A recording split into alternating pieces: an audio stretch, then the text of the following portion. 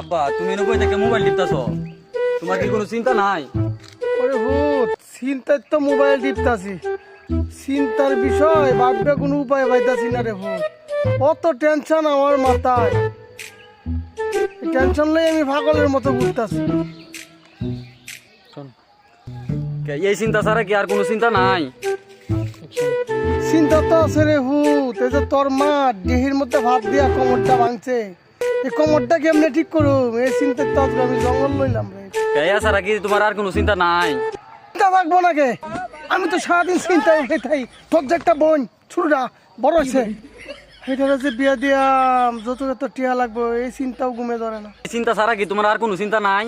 চিন্তা নাই, চিন্তা নাই, চিন্তা নাই, চিন্তা রোগের তো আমি ওষুধেই পাই না, তুই চিন্তা চিন্তা করতে আস। এই যে ঘরের বলদটা বিয়ান দিব, এটা যে কোন সময় বিয়ান দিব, এই চিন্তায় আমার ঘুমে ধরে না।